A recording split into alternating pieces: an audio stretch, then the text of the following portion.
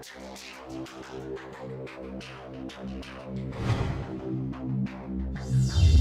Generation X.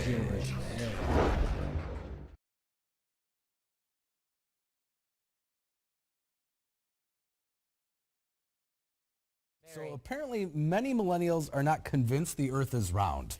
I hope it's a very small fraction of people. A new survey by YouGov found a third of young people believe the Earth could be flat. No, It's not. It's not. The flat Earth theory, it's gained popularity in recent years with no notable public figures, such as rapper B.O.B. I don't know rapper B.O.B. Rapper Bob. And Celtics point guard Kyrie Irving voicing support for the movement. Chris, here's what you're saying this morning.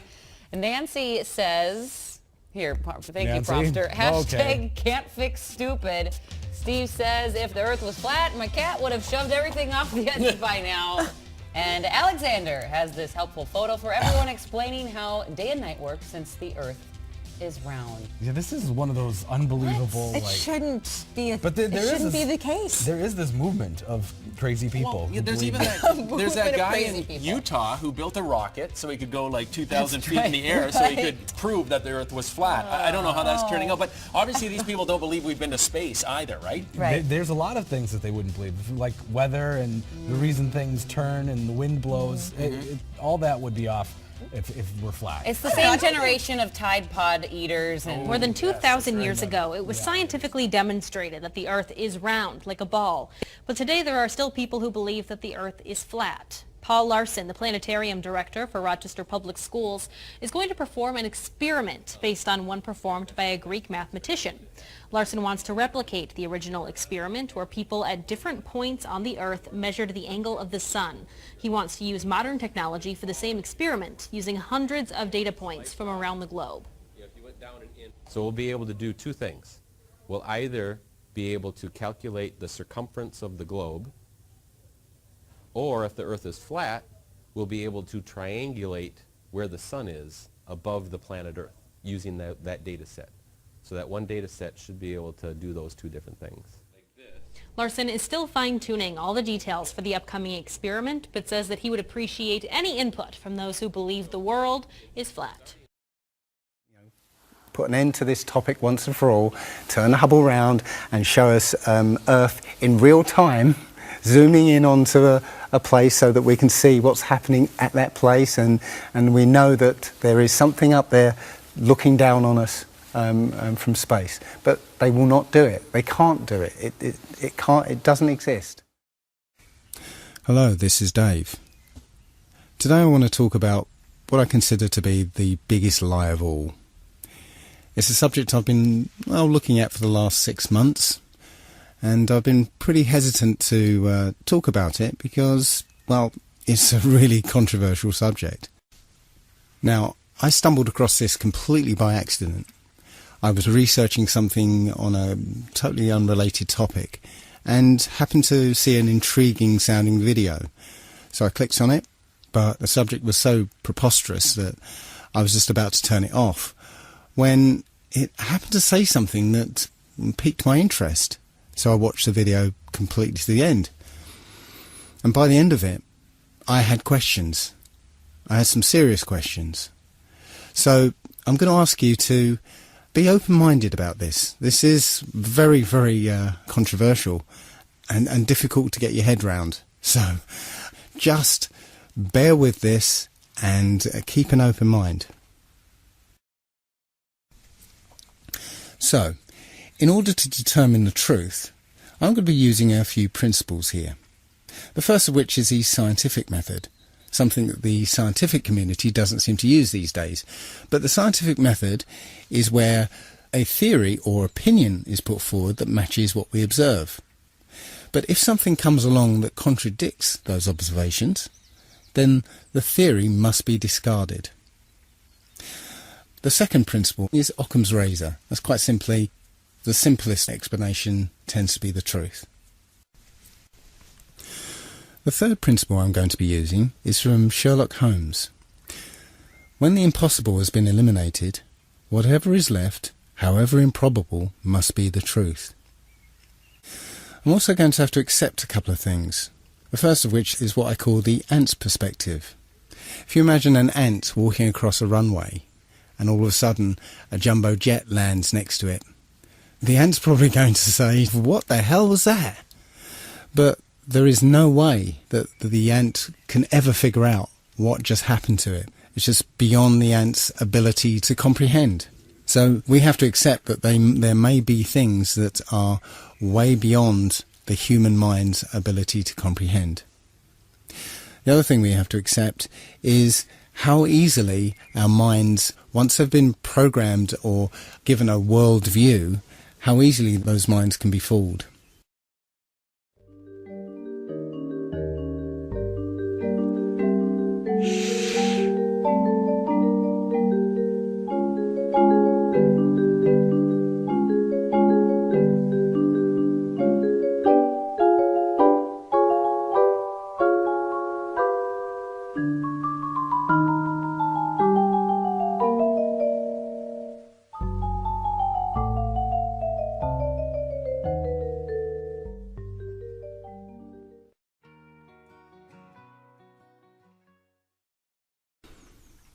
You started watching that video with a certain worldview. After all, you know what a room looks like. But those preconceptions caused you to ignore some of the subtle cues that would have given the game away, such as the black rectangle underneath the chair, or the difference in colour between the cups, or even the strange angles of the picture on the wall. You believed a visual lie because your worldview was so powerful that it blinded you to any evidence that contradicted it. The other thing I'd like to mention at this point is how easily we can be fooled by two-dimensional imagery. We've been trained and conditioned to suspend disbelief when we see certain two-dimensional imagery, such as photographs. You know, a photograph is not reality. It's a photograph. And photographs can be altered and manipulated. Video is not reality. And here's some examples of that.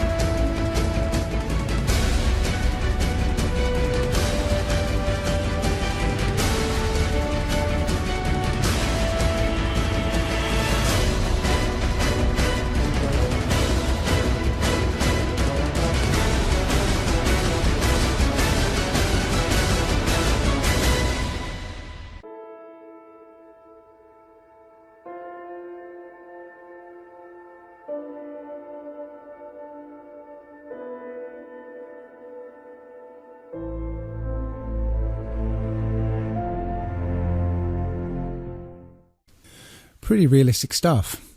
Point is, you can't automatically trust any two-dimensional imagery or media that's presented to you by the establishment. So let's get down to it then, shall we? This is apparently the truth of our world. We live on a spherical planet called Earth, spinning at 1,000 miles an hour on a 23.4 degree tilt. Now, I always thought it was 23.5 degrees, but as I researched into this, I found it was actually 23.4. That's 23.4 degrees away from vertical. Funnily enough, that leaves 66.6 degrees away from the horizontal.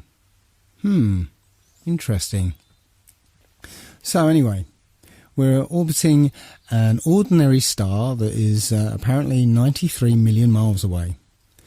The Sun itself is embedded in a galaxy of 100 billion stars, and that galaxy is one of trillions and trillions in an infinite and expanding void. And in the midst of that void, we are just an insignificant and unimportant microbe that arrived here by accident, that's crawling around on this speck of dust. Now, I know what you're thinking. Oh dear, he's turned into one of those flat earther people. But if you've ever discovered the truth behind all those things that have been labelled as conspiracy theories, you've been willing to set aside your preconceptions of the world to be able to accept a new and often terrifying version. This is no different, so please bear with me. This is a Reader's Digest version containing many of the interesting parts of the Flat Earth theory. For those who have already started seeing things with new eyes, it will be mostly a recap, but there could be a few new angles you haven't looked at. For the rest of you who are new to this, the first question is invariably, is this a joke? Because it's a joke, right? And that's where we start, because it's one of our two basic childhood facts. 1 + 1 = 2, and the Earth is a globe. We're taught this before almost everything else, and that right there should give you a clue on how serious this secret is. But for those who have forgotten their history, here's the modified Men in Black version. For the first 4,000 years of our civilization, we believed that the Earth was a flattish disk, surrounded by a solid dome barrier called the firmament. All of the 5 major religions had their own version of this, and the churches enforced the belief. Then, around 1514, a man named Copernicus created a new model of the world. He stated that if the Earth was spinning around 1,100 miles an hour and circling the sun at 60,000 miles an hour, the world was then round. And while the math more or less worked, there was a problem. It was 1500, and the technology to prove such a theory wasn't there. The first balloon to carry people wasn't invented until 1760. Sailboats were the only travel over water, and the fastest thing on land was a horse. But the new worldview was promoted and took hold. The religions adapted to handle the new reality, and life moved on. More importantly, the globe model was quickly introduced into the education systems. Over the next 500 years, the challenges to this model faded, to the point where the globe was accepted as universally as physical laws such as gravity. Read that again if you didn't absorb it. For 20 generations, people believed that the Earth was round because there was a globe in every classroom they sat in. There was no proof. Hundreds of years went by, and still civilization had no way of proving the theory. Planes were invented around 1900, but until 1957, nothing could go high enough to give a true perspective of where we lived. And that's when everything got strange. The United States and Russia both sent up rockets high enough to take decent pictures, and what they saw scared them a great deal. How do we know they were extremely concerned about the sky? Because the US and Russia immediately started firing nuclear weapons straight up, and they kept firing for the next 4 years. A few things to keep in mind here. First, this was now 1958. Nuclear weapons were very expensive and hard to come by. These also weren't those nominal yield 20 kiloton toys we used on Hiroshima. This was high kiloton to low megaton, and we couldn't get them up fast enough. And the strangeness continued in other places. In 1959, only a year into the atmosphere bombardment, 10 nations, including the United States, made Antarctica off-limits to any colonization. A treaty was put in place and to this day remains intact. Over 50 nations now have signed off on this treaty. Do you know any treaty that has lasted that long between all industrialized nations? Moreover, do you know any piece of real estate in the world that is owned by no one? You would think at the very least one of the large oil companies would use their huge financial resources to explore this region, and yet they don't even petition the idea. The short version of the discovery is this. By 1958, the military had discovered the very solid upper and outer edges of our world, and had to create a way to put up do not enter signs without looking obvious. It was tricky, but if there is one thing I have learned about the authority, it's that nothing is left to chance. Most of the work had already been done for them, so their job was primarily in the details. The sky part of the dome was much higher than commercial air traffic, so the only thing they had to worry about there was the space program, which is immediately militarized. The outer border had the natural benefit of not only an extensive ocean, but a scaling decrease in temperature and a steady increase in iceberg frequency to discourage ships, all leading to a permanently frozen landmass that could not be used for any form of agriculture. This ocean and ice layout had worked well for thousands of years because the technology of the current civilization didn't evolve quickly. Sailors avoided cold weather seas whenever possible, and oxygen levels get low enough to harm people, even on high mountains. The brilliance of the design comes in the simple fact that human males are corrupted by power. Corruption so total, in fact, that they would rather hide the world itself rather than risk their power on it. You could theorize that kings and popes were told of the world a long time ago. Maybe an ancient scroll or book. Perhaps an interdimensional being told the tale of what the world looked like. But this was all but dismissed, because even the most powerful leaders of the day couldn't reach the borders. And if they couldn't, what chance did the general public have? It's one thing to be told of the giant impenetrable dome, but it's a whole different animal when you finally stand right next to it. Then the tough decisions have to be made. Do we keep the secret? And how far are we willing to go to keep the status quo? Once they decided to keep the secret, no expense was spared. The rapid progression of rocketry science had to be addressed quickly, and so the moon missions were created. Matt from the NASA channel was right in his thinking that you needed the moon mission event to stage a picture of the Earth from deep orbit, and that couldn't be more true. Establishing NASA as the frontrunner of space exploration also diverted people who would have otherwise created their own space companies for profit. The best engineers, technicians, and pilots were recruited to the NASA space program. Once there, they were compartmentalized on a need-to-know basis. The astronauts know of the deception and are sworn to secrecy under the penalty of whatever motivates them. Private space programs are discouraged, sabotaged, or absorbed into the NASA fold. Private sector spacecraft are just not going to be allowed for several reasons. The most obvious is the collision with the dome itself. The telemetry data from such a mission would show an impact failure at a certain altitude, and if repeated, would raise questions NASA just isn't prepared to answer. There are 3 perpetual questions about our world that can't be eliminated, but avoided at all costs. These are the questions you should ask yourself and others if this protective layer is going to be lifted. I'd like to preface this with a thank you to Max Malone, a conspiracy hardcore who has a knack for boiling down debates to a single paragraph whenever possible.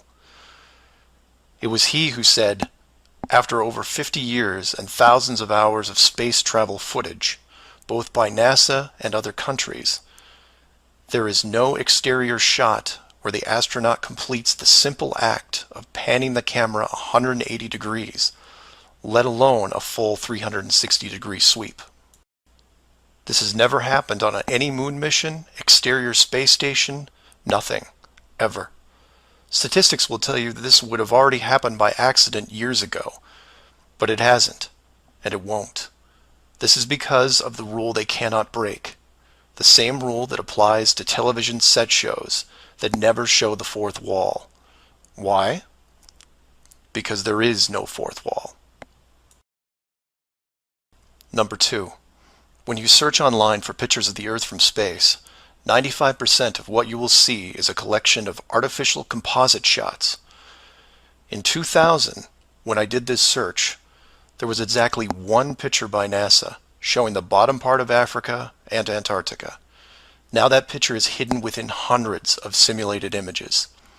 There are HD cameras everywhere, and no one is taking a shot of the Earth, because you can't get enough altitude to do it. Number 3. The commercial air travel routes for the southern hemisphere are wrong. This is an easy thing you can check out in 60 seconds. Take a map reading of the distance between anywhere near Australia and anywhere in South America.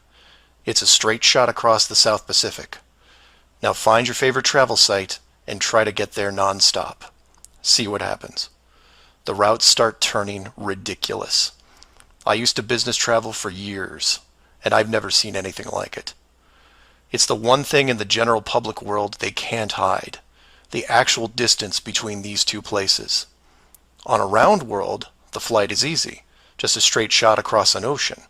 But on a flat world, it becomes the greatest distance between 2 points. There are no shortcuts, so they distract you with multiple connections and layovers. It's only blind luck that the United States was in the northern hemisphere. Otherwise, the increased traffic would have raised eyebrows by now. Literally doesn't exist. Pretty much everything NASA puts out is fraudulent. Nobody has actually really gone all the way across Antarctica. Yeah. Now there are millionaires out there who could, assemble the resources to make an expedition and completely, go across and chart Antarctica and make a name for themselves, being the first person to do that. Yeah. But nobody ever does. The other thing that about the spinning Earth is looking at the stars. Now, directly above the axis of spin is the pole star, Polaris, okay, directly over the North Pole. And we're told that the reason that all the stars spin around the North Star is because the Earth is spinning at 1,000 miles an hour. Okay, seems to make sense, because if you put a long exposure camera pointing at the North Star, you'll see the stars will make perfect circles around, perfect star trails. The only problem is the Earth is also orbiting the Sun at 67,000 miles an hour. Okay, the Sun is moving, dragging the Earth and all the planets up that way or that way at 600,000 miles an hour. So why do we see perfect circles? Because that's the slowest speed, that's slowest motion in that mix, and yet the Earth is moving 67 times faster that way and 600 times faster that way. So you should see the stars do all sorts of strange motions, but you don't. You only see them make these perfect circles. If a pilot is flying around the curve of the Earth, then he should be dipping the nose down every 5 minutes. He should be dipping the nose down to stay around the curve. But the thing that really got me interested was, as you say, the gyroscope. In a plane, there is an artificial horizon. Okay, and it's based on a gyroscope. And if you spin a gyroscope on a surface, it will want to stay upright. You can twist and tilt the surface as much as you like, the gyroscope will stay upright. So if a plane has a gyroscope and it starts following the curve of the Earth, the gyroscope would stay upright, which means the artificial horizon will start to roll backwards. But it doesn't. That's absolute proof that a plane flies over a flat surface rather than a curved one. Because I asked the pilot on my last flight, do you ever notice the artificial horizon rolling backwards? He said, no, but the artificial horizon has complex electronics in it to make sure it knows where it is on the Earth and it compensates. But I went to the manufacturer of the artificial horizon, and they confirmed to me that it's completely mechanical, nothing electronic in it whatsoever. So it's literally just a gyroscope that can freely move. So that right there is proof to me that planes fly over a plane. Neil deGrasse Tyson, who's a leading astronomer in America, tells us that the Earth is not a perfect circle. It is actually an oblate spheroid. It's squashed and wider at the equator. Yeah. So. Znači po stesnet je na polovite, a po širok je na ekvatorat. Exactly. So my question to him would be, why is there land at the equator? Because water will move more readily than rock. So if the Earth is spinning, the water will be collected at the equator. I mean, if you spin a wet tennis ball, the water shoots off at the equator, essentially. So all the water will be gathered around the equator. So why is there land at the equator? Doesn't make any sense. And it seems that nobody's ever on the space shuttle. And the proof of that is the Challenger disaster. In, I believe it's 1986, the Challenger exploded just after takeoff and killed 7 astronauts. But it turns out that 6 of the astronauts are still alive, and most of them are using their original names. And you can find pictures of them. They're using the same names, and they're doing ordinary jobs now. Teachers, lecturers, lawyers, whatever. But they're still alive. And you can see whenever the space shuttle lands, you can hear it. It's a loud jet engine. You watch any video of the space shuttle landing, you can tell it's a jet engine. It's a jet-powered aircraft. That's it. It's not a glider. In my video, I show you a glider, how that seems, and then I show you the space shuttle. And yeah, it's not a glider. It's an aircraft. And that's what they're fooling us. They're taking billions of dollars in and giving us images and fake planes for that 10 billion, however many billions of dollars it is. That isn't the first thing that's been hidden over the years. I mean, we're all driving petrol cars because 100 years ago, the Rockefeller family basically cornered the market on oil, and the car industry was going electric. So, all cars would have been electric from the get-go, but they basically forced everybody to use petrol cars, and have hidden this secret. And literally, we could be running around in electric cars that have unlimited mileage by now, but we're still using these 100-year-old machines, dirty machines, because of a secret that's been kept. It's easy.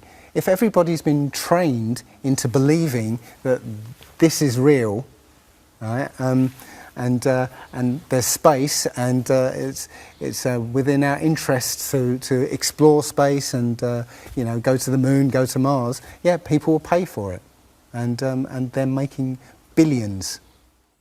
But before we examine Antarctica, I'd like to take a look at flights in the Southern Hemisphere.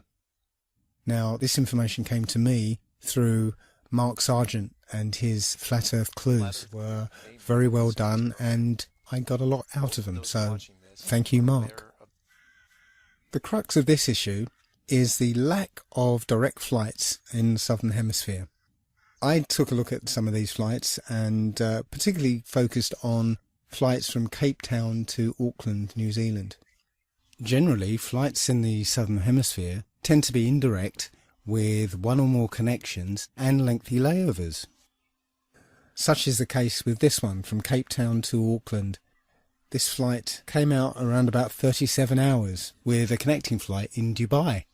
Now, if you look on a map, Cape Town to Auckland is a straight shot across the Indian Ocean, 7,310 miles.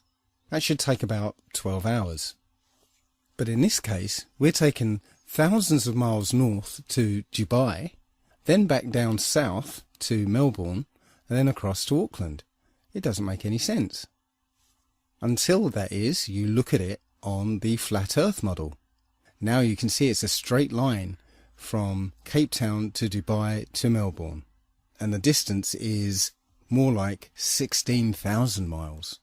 So the total journey time of 37 hours is there to hide the fact that your actual flight time is 26 hours rather than 11 or 12. Now, I did find one direct flight operated by Qantas, but who knows? The flight was 14 hours long, but does that flight actually exist? I don't know. Short of booking that flight and flying it, I wouldn't know. But it strikes me that you could advertise such a flight, price it beyond the reach of most people, and cancel it for anybody who does take it. But that's just speculation. Now, the GPS system would obviously show up any anomalies in the flight plan, But it seems they've found a very simple way of getting around that problem, and that is switching off GPS tracking for all flights in the Southern Hemisphere. Now, this is an image from Flight Tracker, and you can see straight off that in the Northern Hemisphere you'll see planes over the ocean, but there are none in the Southern Hemisphere. Now, I spent some time looking at it on flighttracker.com, and I actually verified this information, but I couldn't capture the data on my computer. So here's a video of planes disappearing and reappearing off the tracking systems. So hey guys, I'm on planefinder.net. I'm tracking airplanes in the Southern Hemisphere, trying to do some research to verify or debunk this flat Earth guy. And what he said is that airplanes disappear in the South Atlantic near the, in the Southern Hemisphere when they fly over oceans. And it's true. I was tracking a British Airways flight from Buenos Aires to London, and I was tracking, and then it disappeared. And then I clicked on this plane right here, Qatar. See how the flight path, like when you click on the plane, the flight path appears or disappears, right? So I clicked on this plane looking for my British Airways flight, and I found this flight, and look, see how the flight path just starts in the middle of nowhere right here? His flight path starts in the middle of nowhere. That's because what they do with flights in the Southern Hemisphere is they disappear them. They turn off the GPS over the ocean, and then they reappear the flights about an hour before landing. And that's exactly what the Flat Earth guy said they do. And that's exactly what they're doing. This guy's going to Rome. Okay. So this is a pretty good flight to track because he's going all the way to Europe. So I just clicked on this flight, same thing. This guy, we should have saw him before when we were tracking the other plane and when we were tracking this plane that's heading to Rome. But this guy, when we were tracking the plane headed to Rome, he wasn't even on the map. He's coming from Abu Dhabi. It's in the Middle East. He's been in the air for what, 12, 13, 14, 15 hours? He's been in the air for 7,000 miles, and we're just picking him up right here. We're just picking him up in the middle of nowhere. Look, they disappeared the flight over the entire ocean, and they're reappearing it for landing about an hour before landing. Think about it. He's got 500 miles to go. It's about an hour before landing, just like the Flat Earth guy said. I mean, take a look at what this guy's flight path should look like on a Flat Earth model. This stuff's crazy. You have to look into this for yourselves. Don't pretend like you know everything, because you only know what you've been taught, and we know that the stuff we've been taught was a bunch of bullshit. So we need to question everything. Question everything, but don't believe everything. Question everything. There's a big difference.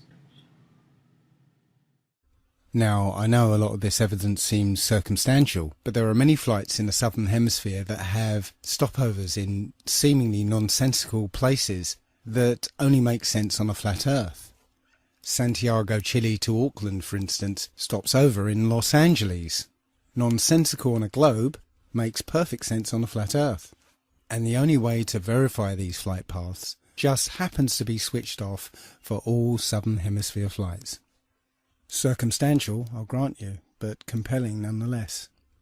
So let's take a close look at Antarctica.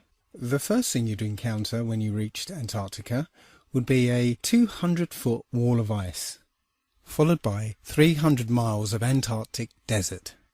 No life, no vegetation, and temperatures that drop to minus 100 degrees centigrade.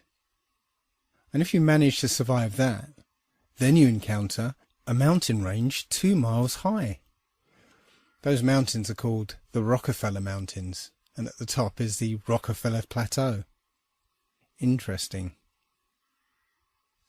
And beyond that, nobody knows what's there. The best example of space shuttle fakery is the Challenger disaster. In 1986, the shuttle Challenger exploded about 74 seconds after takeoff, killing all 7 astronauts inside. Or did it? It turns out that 6 of the 7 are still alive and kicking today. Ellison Onizuka claims to be his identical twin brother, Claude. Yeah, I've got an identical twin brother, Claude, too. The Challenger pilot, Mickey Smith, hasn't even bothered changing his name. He's now Professor Michael J. Smith of University of Wisconsin. Now, Krista McAuliffe was a bit of a sneaky one. She was the Challenger payload specialist, quite famous for being a teacher. It turns out during her astronaut days she was using her middle name, Krista, and now she goes by her first name, Sharon, and she's a Syracuse law professor. The Challenger commander, Francis Richard Scobie, is now Dick Scobie, which sounds like a rather unpleasant disease, CEO of Cows in Trees Limited. Judith Resnick, the Challenger mission specialist, again hasn't even bothered changing her name. She's a professor at Yale Law. And finally, Ronald McNair, another Challenger mission specialist, claims to be his identical twin brother, Carl McNair. What are the odds? And now we come to the imaginings of this man here. Arthur C. Clarke, Freemason and science fiction writer, came up with the concept of the telecommunications satellite. And several years later, we have thousands of telecommunications satellites supposedly spinning around the planet. Again though, strangely enough, if you try and look for images of communication satellites, despite the fact that there are thousands of these things up there, you don't actually find a photograph of them. Just lots and lots of CGI photoshopped images. The problem is that satellites inhabit a region of the upper atmosphere known as the thermosphere. It gets its name because the temperatures up there reach something in the order of 2,500 degrees centigrade. This is a source of some confusion. Although Wikipedia says that it reaches such high temperatures, it also says, paradoxically, that you wouldn't actually feel the heat because there's not enough air molecules up there to heat you up. Yeah, right. Doesn't quite work like that. The vacuum of space is actually a perfect insulator, which is why we use a vacuum barrier in thermos flasks. The heat from the inside cannot be conducted or convected to the outside. The sun's radiation does not actually heat space up. As I said, the vacuum is a perfect insulator. The sun's radiation traverses space until it hits some object. And when it does, that object absorbs the heat and the temperature rises and keeps rising. And without an atmosphere to conduct or convect the heat away, the temperature will rise up to and over 2,500 degrees. So the Hubble telescope, for instance, would look something like this. All the satellites and the Space Shuttle and the International Space Station, they would all be molten slabs of metal spinning around in orbit. But let's put that aside for a moment. There are supposedly between 25,000 and 50,000 satellites in orbit. But let's have a look at some videos supposedly from the International Space Station.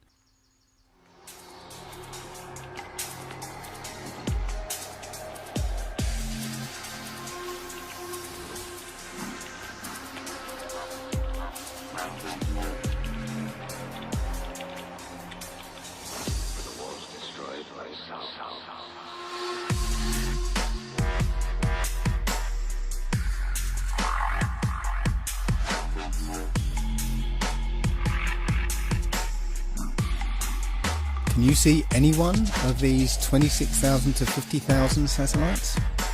I can't.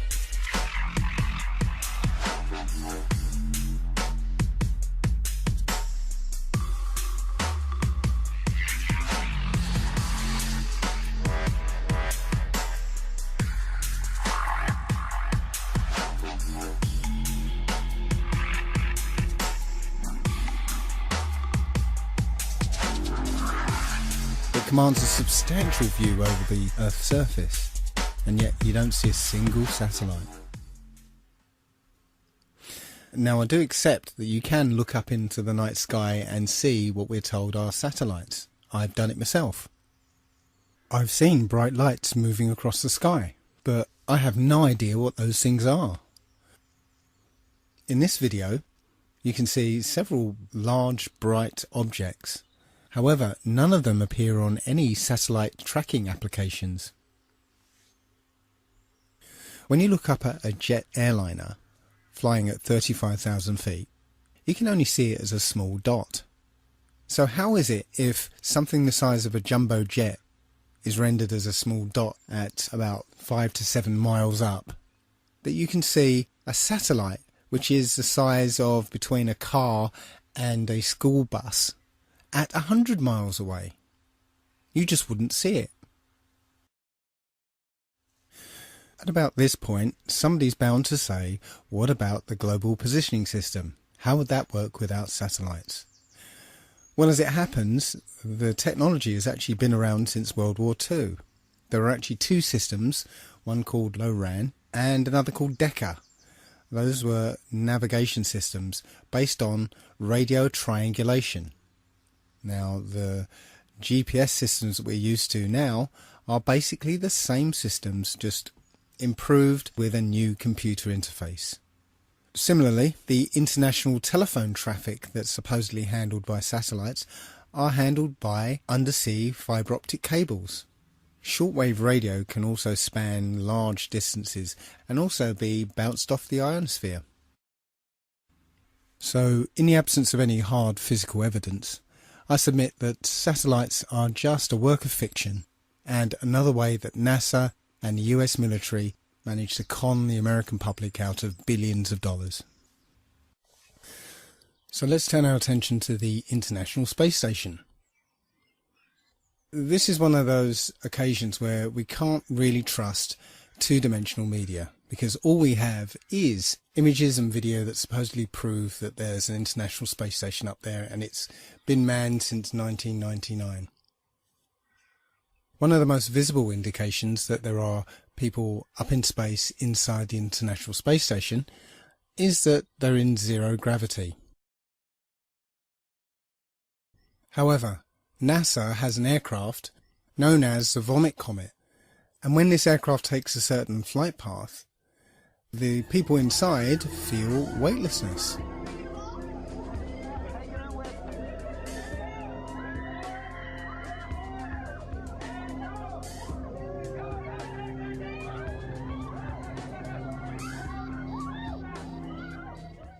So it's almost certain that NASA has an aircraft fitted out to look like the International Space Station's interior. Now take a look at this. Hello, Katie. Notice how suddenly as she starts to wave, she floats out of control. This is so cool, isn't it? Hey, Katie, I want to Welcome ask aboard you a the space question. station. This is Leah. Look at this. Wow. The same thing happens here. As the plane starts its zero-G dive, the people start to spontaneously float upwards. The other problem with this technique is that this aircraft can only simulate zero gravity in 45-second to a minute bursts. So NASA employs many little tricks here to simulate weightlessness. None of their footage is live, it's all pre-recorded and edited, so plenty of scope there to use some of the cinematic tricks that we're used to, like harnesses and wires that are edited out later with CGI. But here we can see one of the tricks they use to maintain continuity between periods of weightlessness. Take a look at this woman's hair. Doesn't it look a bit strange to you? Look how it seems to spring back into place. We're led to believe that this is an effect of weightlessness, that the hair will just sort of float around, but it doesn't quite seem natural, does it? Here's video from the Vomit Comet again. Watch the way this woman's hair flows as she moves.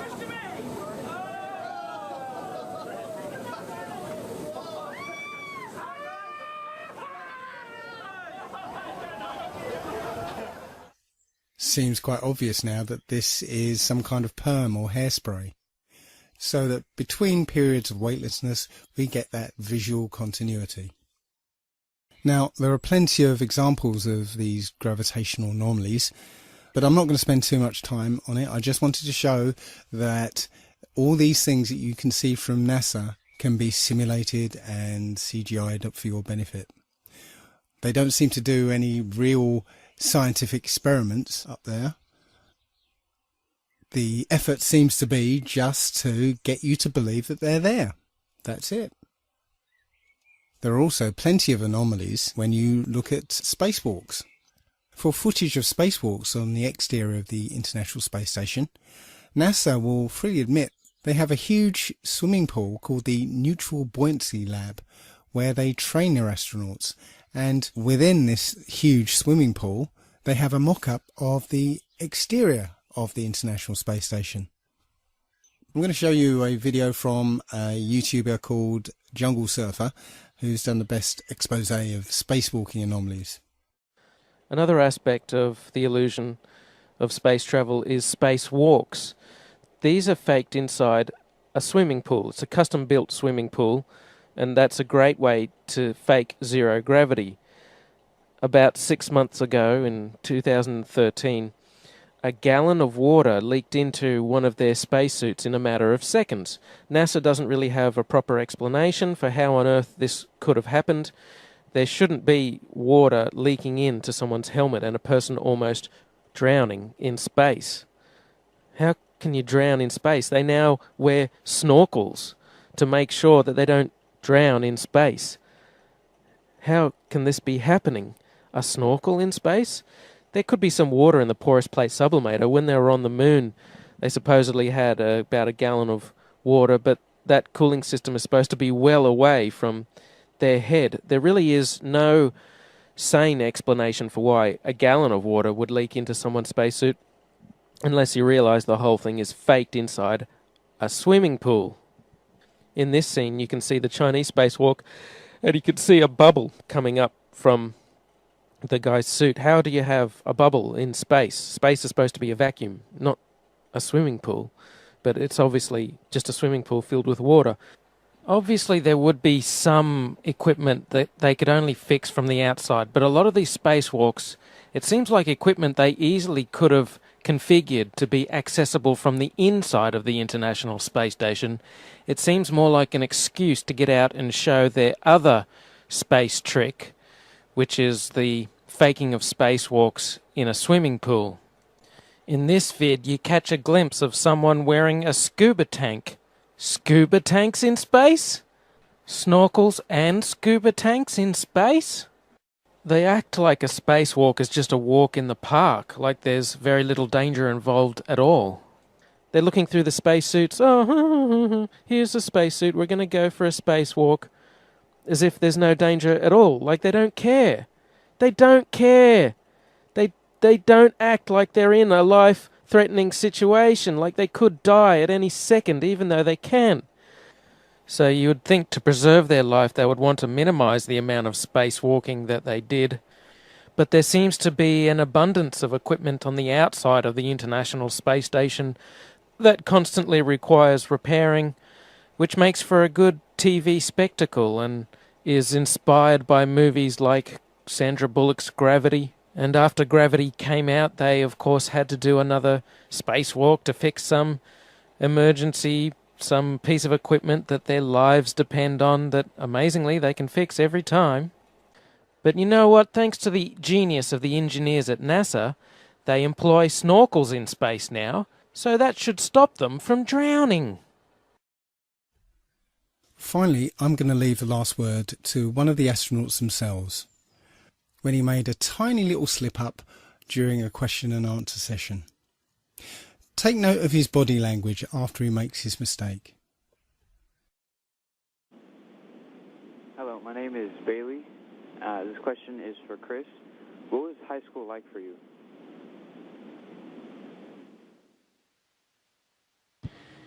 Well, it was the 1980s, so the music was different, the hairstyle was different, the clothes we wore were different. than today, but probably in 5 or 10 years it'll be the same. And in school, I was just like you, probably all of you there. I tried my best. I didn't always succeed, didn't always do well, but I put my best effort into school. Math and science were kind of my favorite subject. I didn't really like English in reading too much, but I've since grown out of that, and I enjoy reading now. And I played a lot of sports. And all of that happened in a little town called York, Maine, across the United States from where we're talking to you right now. Whoops. Called York, Maine, across the United States from where we're talking to you right now. Hello, my name is Steve Owen. I'm a teacher here at Riverside Prep. I'd like to ask you about the stress associated with the long periods in the space station. I'd like to ask Karen, what is the training that you get to cope with that stress and related psychological issues?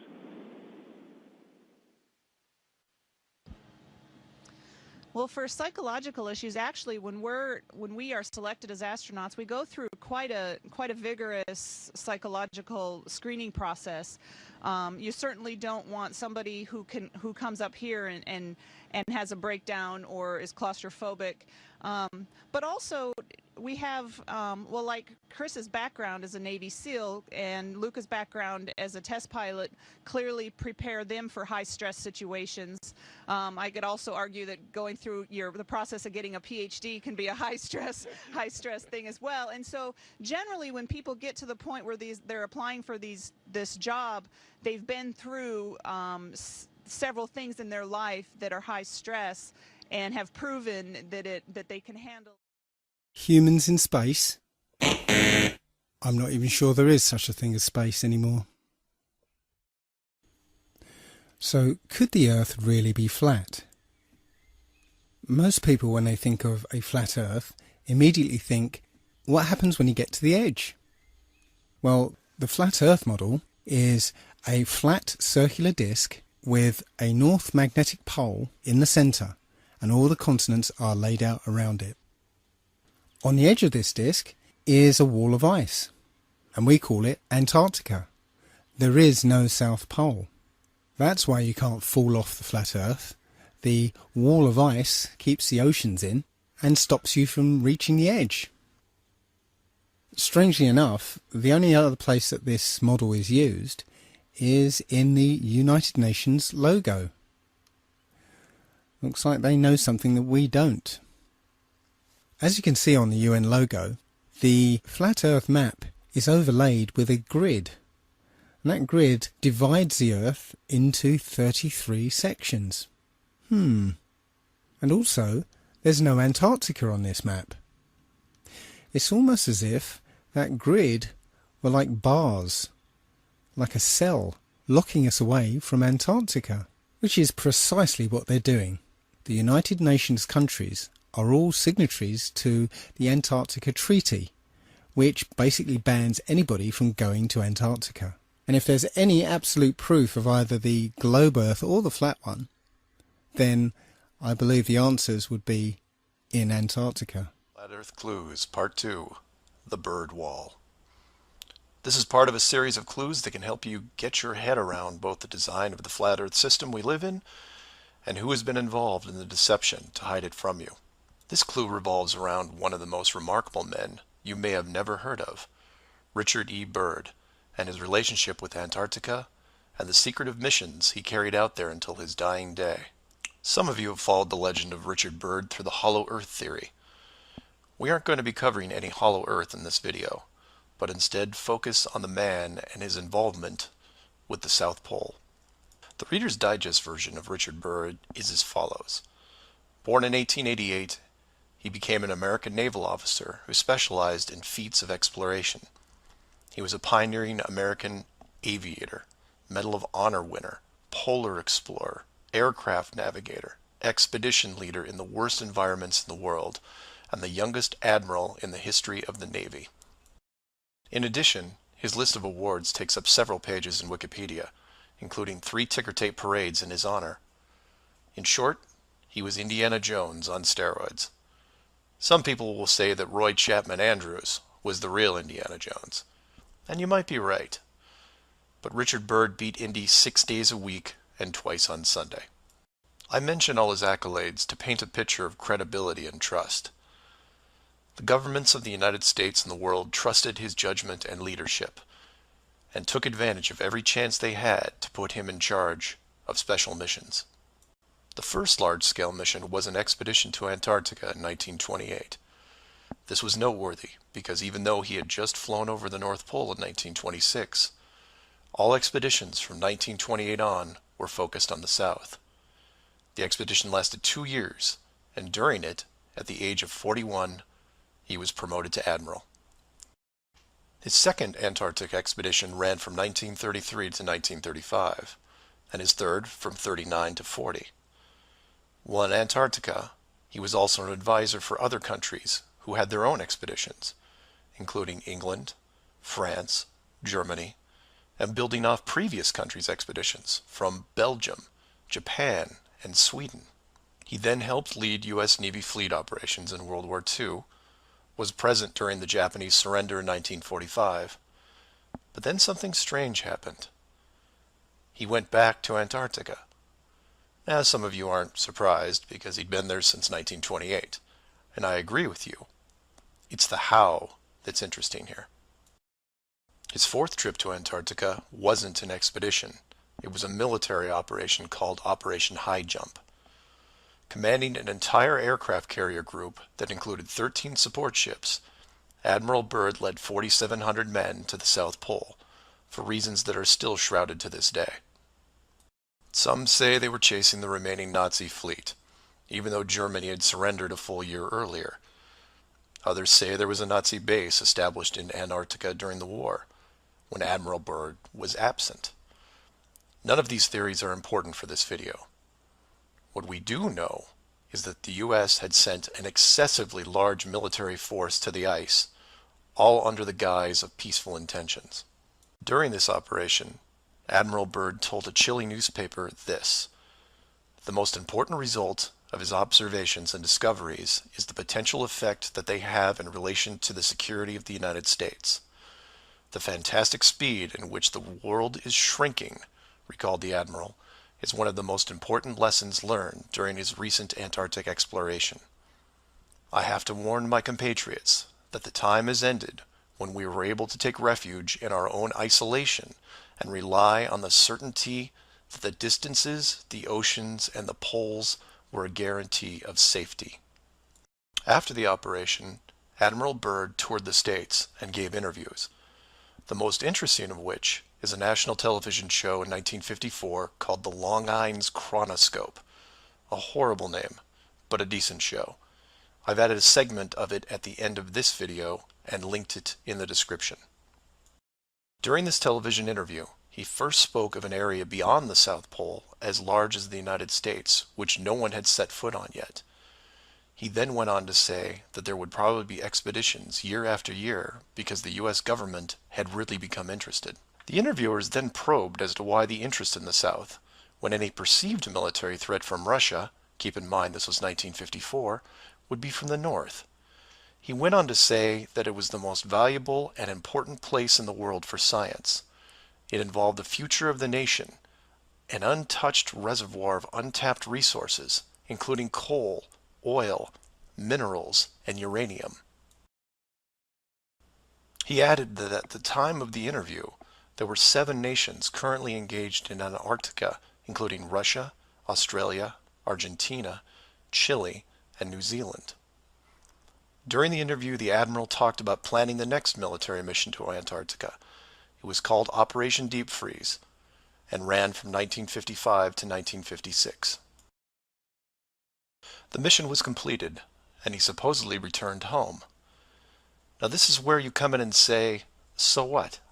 And normally I'd agree with you, except for what happened next. Nothing happened next. The missions just suddenly stopped, and that was it. No other expeditions, military or otherwise, were conducted on the continent, ever. Then a treaty was put in place banning any country from doing basically anything. The end. And if you're wondering what you're missing, it's this. Admiral Byrd goes on television, says that this massive body of land, most of which sits on a plateau 2 miles high, is rich with every resource you could ever want, energy rich, pristine, with no indigenous population or plant life, and every country that has sent teams is ready to carve it up like a big turkey. Not to mention, there's an expanse of land larger than the United States they haven't even looked at yet. And out of the blue, everyone just calls the whole thing off? There are no environmentalists in 1959. This is land of diner food and 20-cent gas. I'm calling total BS on this one. The dollar value of the initial resources find would have fueled armies of greedy companies. So what happened? They found the edge, that's what. And the last thing they were going to do was let unsupervised companies near it, regardless of the money. Even if it was hundreds of miles away, you couldn't allow resource corporations even into a safe area, and then years down the road as they expanded, tell them, oh, sorry, you can't go beyond this point. When the companies would ask why, what would you tell them? And now the interior of Antarctica is off limits, with no revisions until the year 2041. You can take tours of the outer islands, but there is a hidden line, enforced by the military, that you will not be able to cross. Because the interior is actually the exterior edge. It's there, it's hidden, and it's protected. The Earth you live on is flat. So do some of your own research and ask questions. Please feel free to email me at msargent23@comcast.net or 303-494-6631. Our very distinguished guest for this evening is Admiral Richard E. Byrd. The North Pole used to be a no man's land, but these are the days when, by buying a ticket on a commercial airliner, you can fly across the North Pole and drink a cocktail at the same time. Yet only 30 or more years ago, about 35 years ago, our guest tonight found out whether there was any land north of the North American continent. He made that first discovery flight, and I must say that Admiral Byrd, our guest tonight, is not only our greatest living explorer, but he's been an inspiration to countless Americans. Admiral Byrd, you've been to both the North Pole and the South Pole. Is there any unexplored land left on this Earth that might appeal to adventurous young Americans? Yes, there is. And not up around the North Pole, because it's getting crowded up there now, because they find out it's really usable, not only to live in, but militarily. But strangely enough, there's left in the world today an area as big as the United States that's never been seen by a human being. And that's beyond the pole on the other side of the South Pole from Middle America. And I think it's quite astonishing that there should be an area as big as that unexplored. That's a tremendous So challenge. there's a lot of adventure left down at the bottom of the world. Admiral, an expedition to which I believe you're the advisor is now en route. What is that expedition doing? Well, that's the icebreaker Atka, and it's a reconnaissance expedition. It's going down to the South Pole area to make certain observations and to look for some bases. They will be back in April, and they will report back, and upon the information we get from that undertaking, we will base the bigger expedition that's to follow. Is that very definitely planned, or is that... That is being planned right now. So I'm willing to say to you that there will be a number of expeditions that will follow, I think, year after year, at the bottom of the world, because the government has really become interested. Well, Admiral Byrd, I can understand, I think everybody can, the interest in the North Pole because it's so near our greatest challenger, Soviet Russia. But why this interest in the bottom of the world? Nobody living down there, is there? No, it's pretty cold. There's only one permanent resident, that's the emperor penguin. The little ones live further north. I tell you one reason they're interested. It's by far the most valuable, important place left in the world for science. That's why the scientific groups all over the nation are really interested. But more important than that, it has to do with the future of the nation, those to come after us, or even during your lifetime, because it happens to be an untouched reservoir of natural resources. And, you know, as the world shrinks with an ever-increasing acceleration, far-flung places, once useless, like we thought the North Pole was, and no man's land, become very useful. The bottom of the world will be important, not only to us, but to our allies. I was going to ask you, does it have military importance? It has some, and as the world shrinks, it will continue to shrink with an ever-increasing acceleration, thus bringing these places closer. And in the future, I can see a time when it will be very, very important strategically. Well, has the development of air power increased the strategic importance of places like the very much Parma so. Peninsula, we'll say? Very much so. Even now, if anything happened and we lost the Panama Canal, we would have to control the islands just north of Antarctica, which are part of Antarctica. Then between there and Cape... Admiral, you speak of the resources of Antarctica. What are they? What are the natural resources there? Well, we've found enough of coal within 180 miles of the South Pole in a great ridge of mountains. It's not covered with snow, enough to supply the whole world for quite a while. Well, that's the coal. Now, there's evidence of many other minerals. We are pretty sure there's oil. Now, that coal shows the bottom of the world. Now, by far the coldest spot in the world. Where that coal is gets 100 below zero in the winter. Well, it was once tropical. So we think there's oil there, and there's evidence, probably uranium there. Is it any secret? Is there uranium there? That would be the only thing that would be practical to actually go after, I suppose. Everything else would be economically unfeasible, wouldn't it? Well, as we recklessly expend our resources, the time will come when we'll have to go after that stuff down there. Well, you know, I avoided what you said about uranium. I'm not sure about that. I don't want to have the world fight over the Antarctic. And Robert, is there a competition among other nations to try to get information about Antarctica and possibly to secure some of these resources? Well, yes. There are now 7 nations very much interested.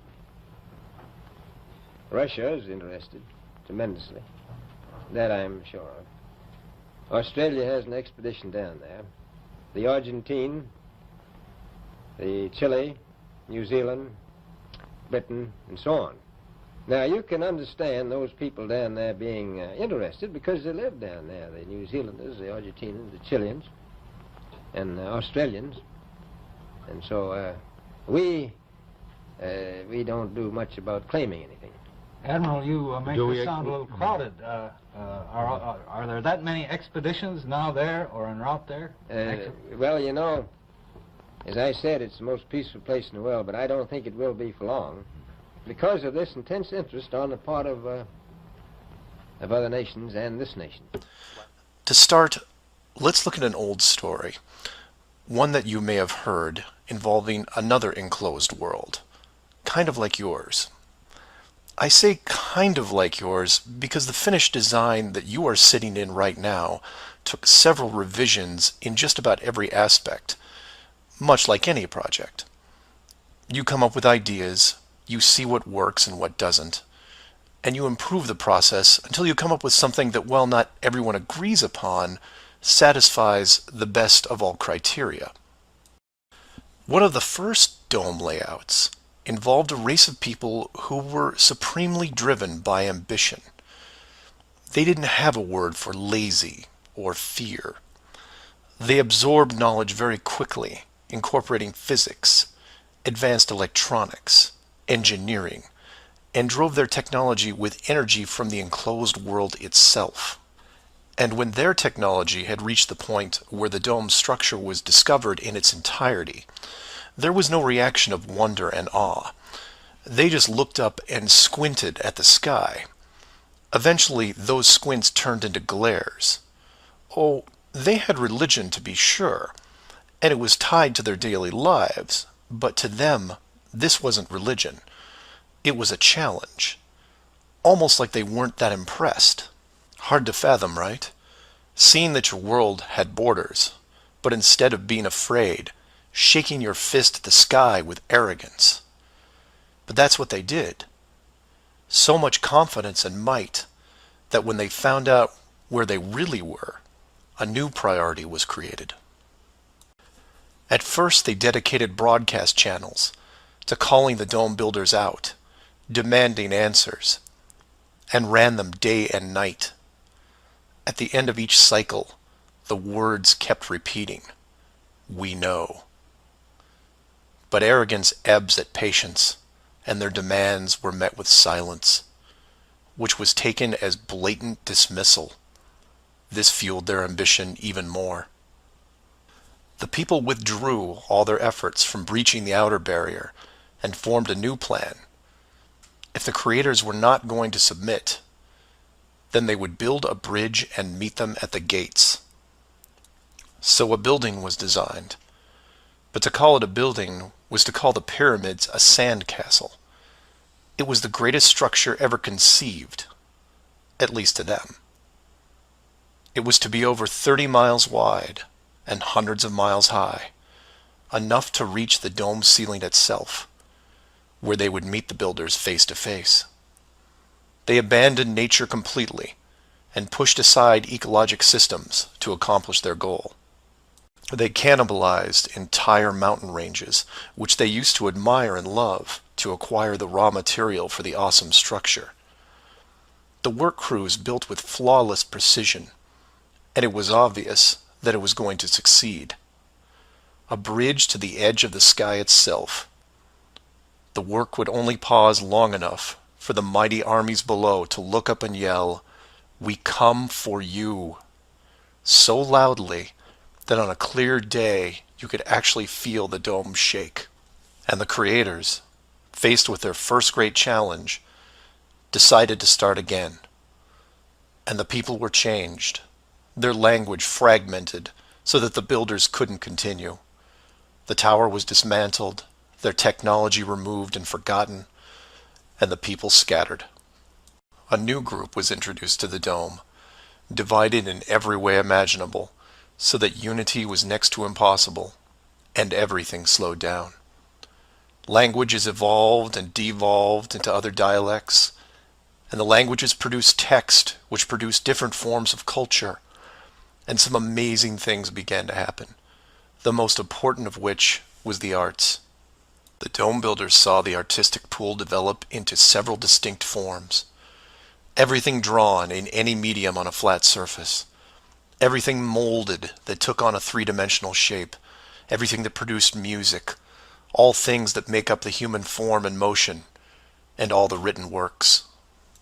Pictures, sculptures, music, dance, literature, the arts.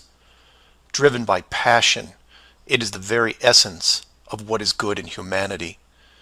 Once this was recognized, all dome methods put in place were to cultivate and enhance this process. Land masses were adjusted with geology and temperature to support every kind of terrain, with mountains, rivers, oceans, plains, forests, jungles, deserts, all of it stunning, all of it stimulating the human mind, nourishing it. And the modifications continued, with seemingly endless shades of weather. The sky was overhauled, a moon added, and layers upon layers upon layers of stars, so that one day, when the people were able to see further than their own eyes, there would still be something new to see. And the arts flourished, but there was a cost. The languages and division of cultures had put the population at odds, and wars were raging at regular intervals. The dome builders debated if the price was too high. Plans were drawn up to make more changes, until they noticed that the arts thrived even through the worst of conflicts, producing grace and beauty despite their burning world. It was wonderful and terrible at the same time, and the debate outside the barrier continued to intensify until a majority spoke out and said, "This world is a creative force, and we must see what it leads to. The barrier must be hidden at all costs." So the globe model was put into the population, and both science and religion adapted to it. The arts grabbed onto it like a new drug, the creative minds of the world exploding with new concepts. Their universe was now infinite, and the rules changed. Science then led to science fiction, which opened up everything else. Books, pictures, sculptures, dance, and music, all reaching deep into space. Decade after decade of wonderful possibilities, rising above the ashes that were at their feet. And it's not just the artists, it's everyone. You affect others, who affect others, who inspire others, who build it, paint it, sculpt it, sing it, who then put it up on a pedestal and hold it under the light and say, this is a piece of who we are. And for every one of them, there are hundreds of others who, for whatever reason, were unable to express the songs and images and stories that are in their heads. Imagination is far more important than knowledge because it is limitless. It is your shield, your sword against the cruelty of destructive forces. There are those right now who live in chaos, whose life is surrounded by a swirling nightmare from which they think they'll never escape. These are the true warriors of the world, and they are far braver than me. I am humbled by those who suffer the most. Know that mountains were built for you. Oceans were built for you. All of this was built for you, your struggles, and your trials by fire. It may be today, it may be tomorrow, but one day the curtain will close and this stage will be struck. And when the dust settles, no matter where you are right now, you'll see the big picture and have new eyes, and you will be shown what wonder really is. And as you leave this most magnificent of theaters, heading towards the next, my hope is that you'll pause, look back at the stage and say, I was actually in it, you know, right there in the thick of things, and it was a sight to see. Because it really is a hell of a ride. I believe there's a big deception coming, and it's to do with aliens, because now, since Roswell, 1947, that was the first time anybody had ever understood the idea of aliens. But since then, we've been bombarded with science fiction and the idea of aliens, and most people believe there are aliens out there. So they've prepared us for an alien invasion or an alien saviour. And I think the flat Earth came along at the right moment to educate people, to make people believe or understand that we've been lied to. And if you know, as I know in my heart now, that that is real and this isn't, I will not be fooled by aliens coming, because there are no aliens. There's no space. Yeah, it's all fantasy by Disney and NASA.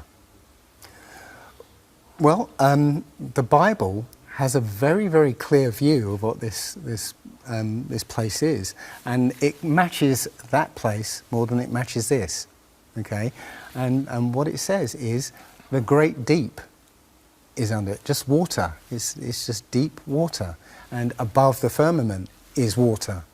And you know, it says in Genesis that he separated the water below from the water above and made a space and then made dry land appear out of the water. So what's under the flat earth? Well, it's water, and it just goes on.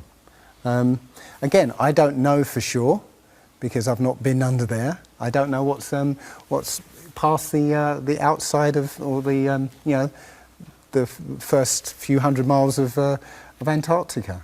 But everything I've seen over the last year and a half tells me that that is true and this isn't. And I'm starting to believe and trust my intuition about this world is very different from what most people think it is. There are very powerful people who essentially rule this world right now. And the ordinary person is a slave in this world, and slaves aren't educated. You know, they're taught what they need to, or you know, they need to know. That's it. They're not taught truth.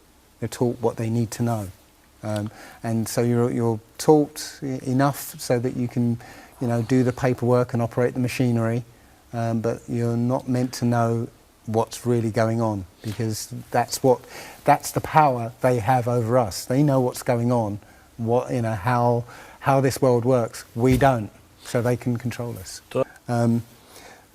In my opinion, the Big Bang theory and the theory of evolution and the ball Earth theory are all interlinked, and they're all there to make us feel as though we're insignificant. We're small, tiny, miniature, unimportant pieces of slime crawling around on a speck of dust in an infinite universe. If that's true, and there's no purpose, there's no meaning to anything, then our owners can do whatever they want with us. Then, you know, this is all accidental, so food can be genetically modified because it's imperfect. You know, we can be modified because we're imperfect. You know, if we realise that this is the universe, and complete universe. Yes, this system is everything. Everything that NASA has put out is CGI, is fake. Okay, you know, people say, I think you mentioned it. You know, if you look out into the universe, you see that the moon is round, you know, spherical, and the planets are spherical, and so why are we flat? This is special. You know, so why? It's like saying a basketball is round, so why isn't the court round? You know, it's a fallacy. So this idea of a ball Earth, theory of evolution, the Big Bang, is all about making us feel nothing, so that we can be used. If everybody realised how special we all are, how unique every single life is, then this whole world would change overnight. We wouldn't allow ourselves to be used by this cabal. We wouldn't allow this planet to be destroyed, because they're destroying it because, oh, it's just an accidental planet, one of millions. We've found other Earths, you know. Eventually, if this one gets too messed up, we'll go to another one. No, this is it. So if we all realise that, then we wouldn't allow all these things that are going on. It's all about control. There are a small group of people who want to control the world, and because there's so many of us out there, you know, they can't control us directly. They can't, you know, this small group of people can't, you know, come round to all of us and control us directly. So they must use our own minds, our own hearts and minds against ourselves.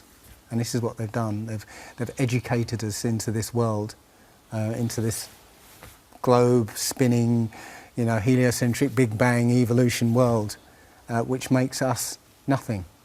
And as soon as we change that, this is amazing, because when I first started looking, it was about 1.5 years ago, I looked on YouTube and there were maybe about 100 videos, not even that probably, and nobody was talking about it, right?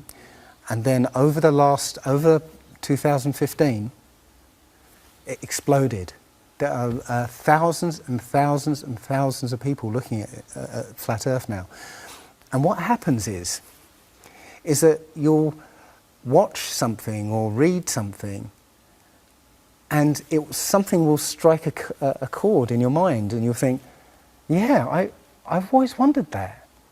And what will happen is you will start feverishly researching. I mean, what happened to me was, as soon as I got that, I spent every waking hour looking for things and testing things, and this seems to be replicated with thousands of people around the world who suddenly come into this. They start, you know, researching and getting a passion for this, because this is what I think, it's the truth, and we recognise the truth when we hear it.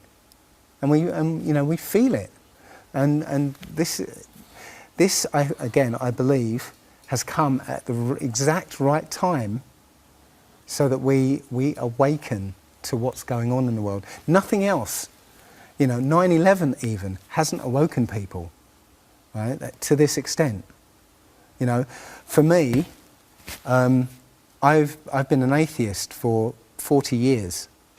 From the age of 13, I didn't want anything to do with God and Bibles and whatever and religions. And now I know for a fact there is a creator. There are only two possibilities. Either there is a God or there isn't. And both of them are terrifying.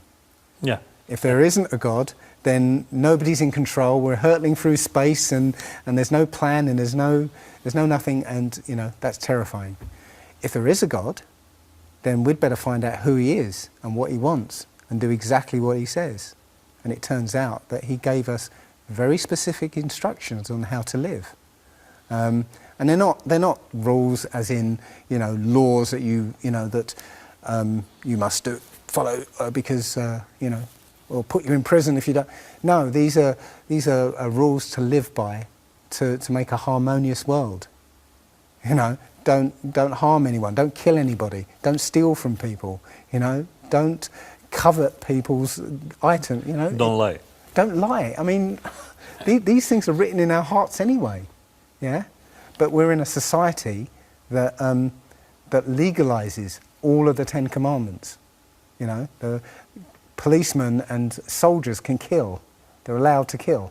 Yeah, Politicians can lie. They can lie. They're lying all the time. They're lying all the time. Police have been told that they are allowed to lie to try and get to catch somebody. Yeah, they're allowed to lie. Everything in the 10 Commandments is legalized in this society. That tells you who runs this society. Hide it from you. This clue looks into the USGS, otherwise known as the map makers of the world, and a few surprising things that they and others have in common with the flat Earth idea. All the reference links are provided in the description below, and I encourage you to check them out. For those of you outside the United States, USGS stands for United States Geological Survey, a scientific branch of the U.S. government. Formed in 1879, and with the help of the ever-expanding American Empire, they quickly became the premier map makers of the known world. Currently, they have around 9,000 employees and an annual budget of over $1 billion a year. They also have extensive science departments covering biology, geography, geology, hydrology, and many programs tied to them. Their motto since the 1990s has been "Science for a Changing World," and I'm going to show you how true that really is. What does this large, really boring government group have to do with the flat Earth? To understand that, you have to look into their origins, which is in geography. To do this, you'll need to open another page that specializes in maps. The maps you see in this video are from Wikipedia, but there are others you can reference as well. The wiki list of map projections isn't much to look at as a whole, although there are a number of interesting takes on the world view. Not only do they have just about every perspective when it comes to the land we live on, but some detailed information on where the map originated, including name type, the origin or creator, and the year the map perspective was proposed. Now, some of these will be very familiar, especially the ones that you would see on your classroom wall. There are a number of variations here, but the one that has been debated on recently would be this one, the Gauls-Peters, which accurately shows the size difference between the continents, the most obvious clue being that the white continent of Greenland is actually tiny compared to Africa. But I digress. If you keep going down through all the different shapes, you'll get into circular maps, but only one of these is a top-down perspective that shows the continents in the center surrounded by an unbroken ring of ice.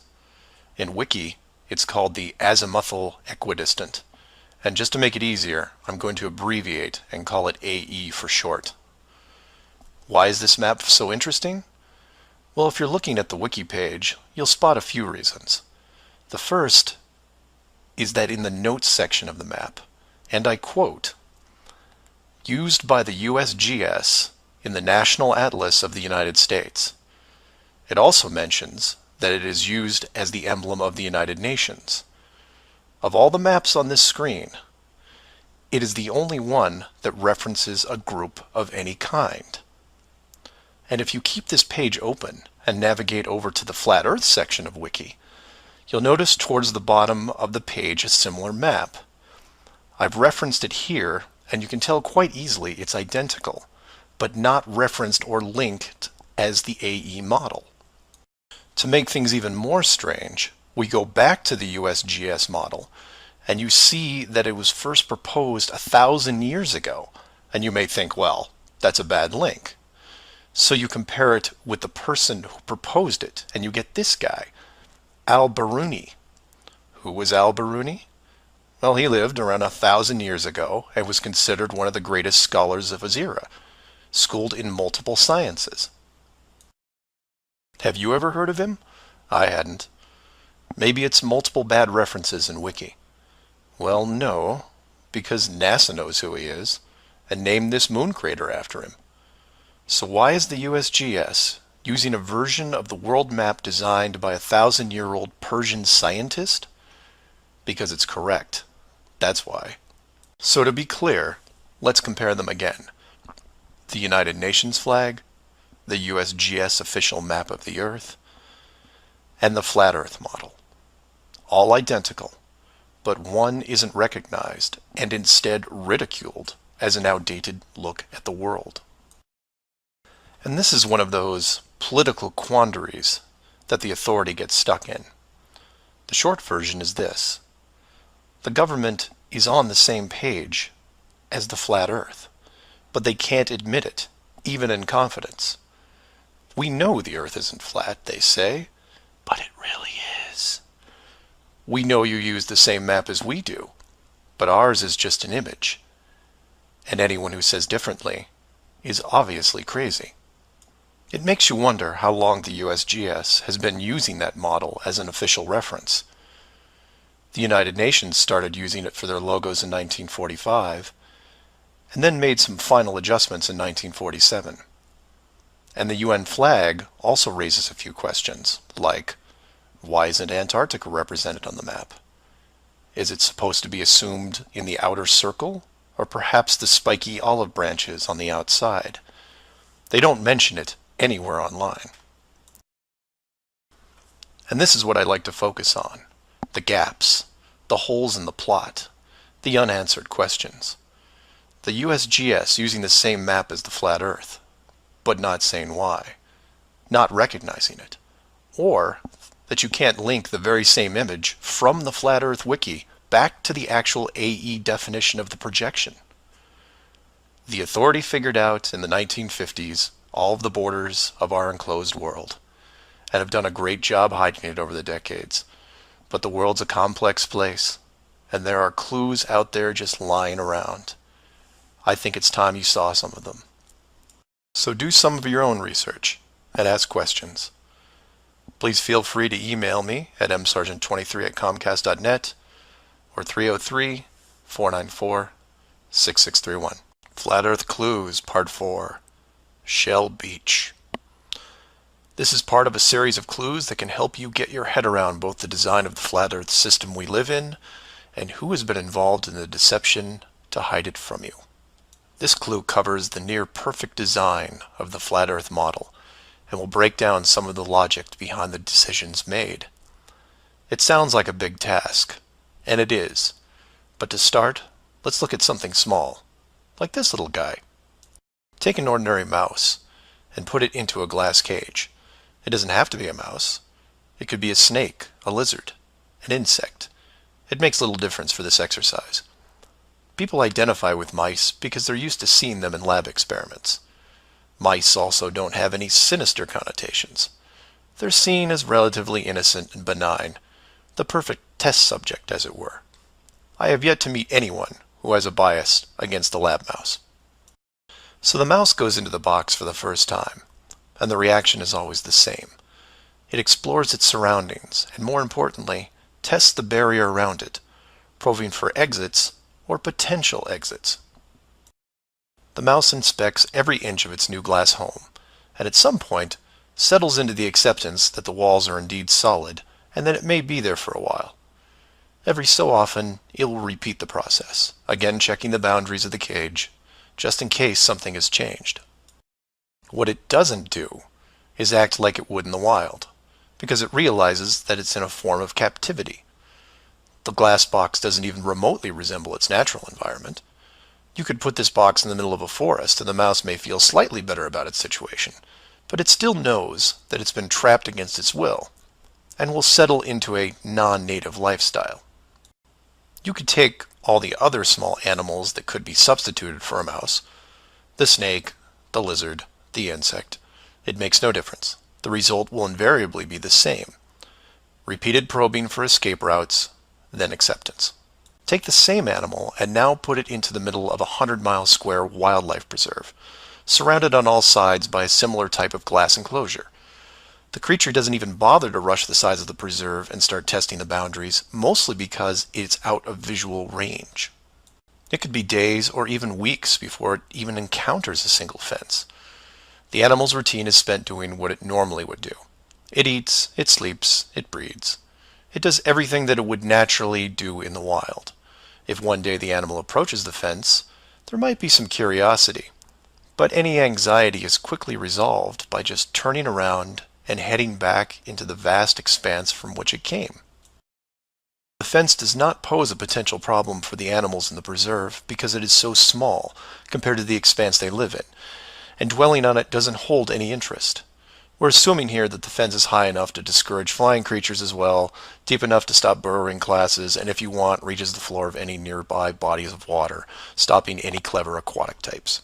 The point here is that all creatures great and small inside a giant wildlife preserve, when encountering the fence, wouldn't care. They would all in their own way just shrug and move on with their lives. However, if you take a human, male or female, regardless of education or nurturing, and put them in the exact same wildlife sanctuary, the response would be quite different. When the human approaches the glass fence, they don't see it as a minor distraction. They pause, they wonder, and more importantly, they ask questions, either internally or amongst others. Why is the fence here? How far does it reach? Can I dig underneath, or climb over, or go around it? These questions continue in a way you might imagine, but eventually a bigger question jumps to the top of the list. Who built the fence? It is that which changes not only the type of questions being asked, but how the human being, or beings, look at their world. The giant wildlife preserve suddenly gets smaller. Each new fence border discovered starts to artificially constrict their expanse, even though the dimensions haven't changed. Before long, the preserve, their home, loses some of its relevance. The fence is a reminder of the unknown. It provokes fear and endless speculation within the human. Given enough time, the importance of the preserve continues to be reduced, especially in relation to the fence.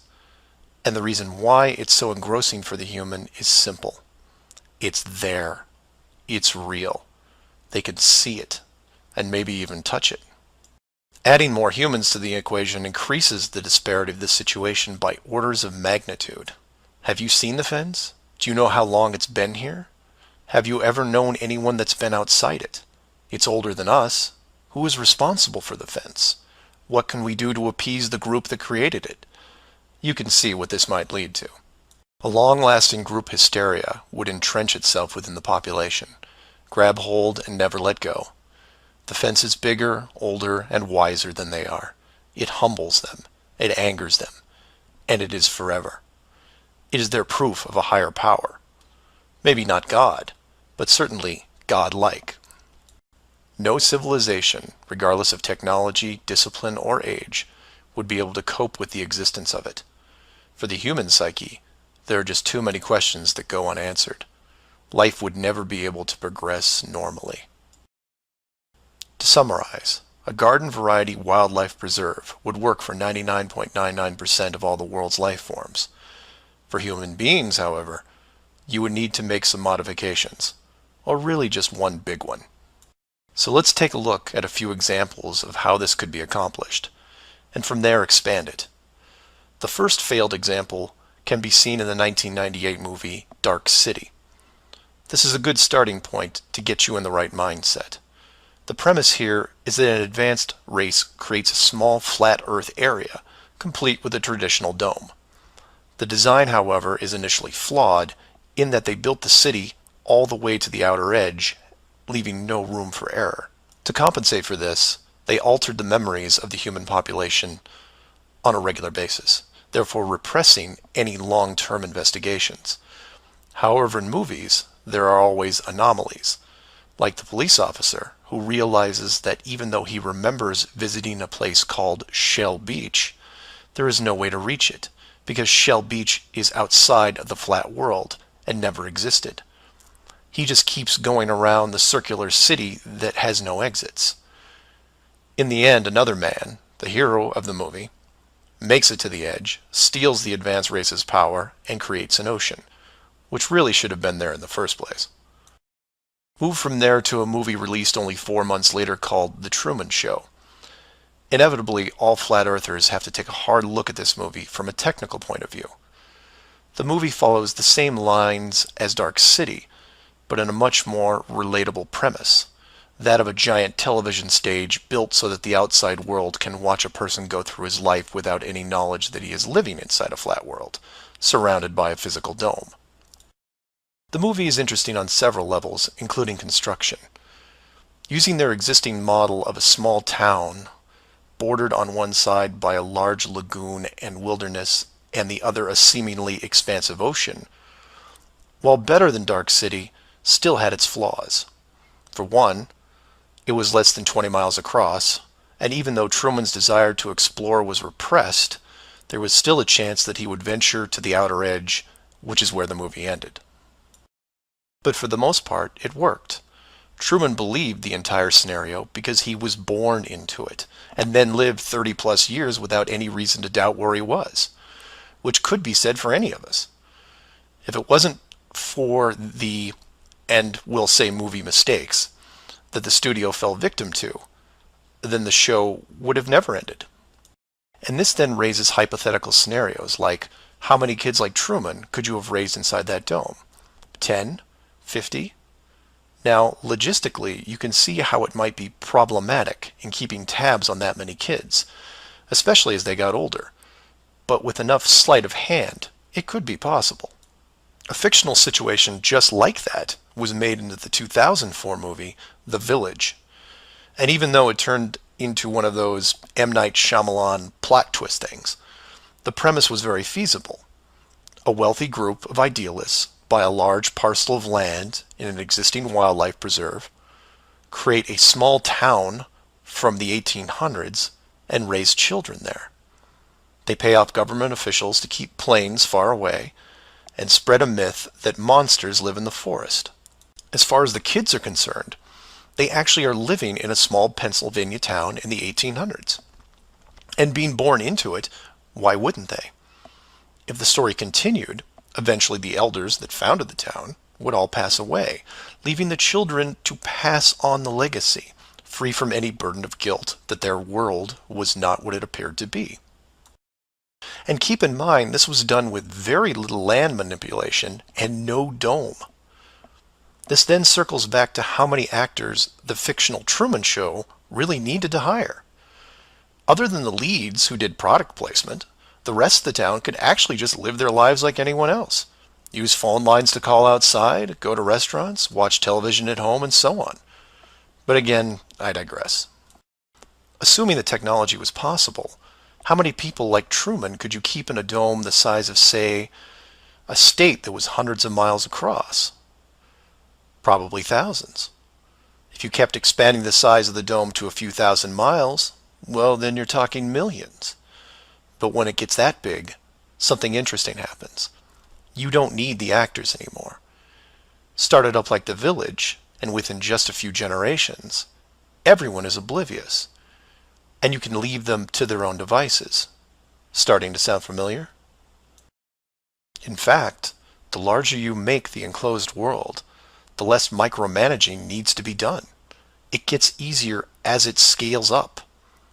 This brings us back to the missing modification you need for the human race. To keep the storylines consistent and remove all the hocus pocus of monsters in the woods or that you can't get to Shell Beach, you place in gradual negative reinforcement, one that creates an illusion of choice. Say, for example, that Truman went out in the sailboat the same as before, but this time the dome was twice the size and the simulated ocean far larger. How far would he travel before getting hungry, thirsty, or tired? The movie ending is then in doubt. And if you compare this scenario where you are now, then you start to see it. Look at the flat Earth map again. Continents grouped in the center, surrounded in all directions by hundreds of miles of salt water. Think about how much further ancient ships would have traveled if you could drink what you were sailing on. As you move closer to the edge, the temperature starts taking a nosedive. Then you start seeing icebergs. If that doesn't stop you, then you run into what we call Antarctica, which is a steep climb 2 miles up with no plant life or indigenous livestock animals. And if you had the wherewithal to make it that far, you would still have hundreds of miles of endless ice and snow. It's easy to see why so few people have gone the distance. Flat Earth Clues, Part 5, The Status Quo. This is part of a series of clues that can help you get your head around both the design of the flat Earth system we live in and who has been involved in the deception to hide it from you. This clue covers the inevitable and sometimes frustrating question of why the authority would go to all the trouble of hiding the flat Earth. My hope here is to show you different angles and a progression of events, all of which lead to a very changed world, both physically and mentally. To open, we have to go way back to when the world was a much more simple place. You had your 5 major religions, including Buddhism, Hinduism, Judaism, Islam, and Christianity.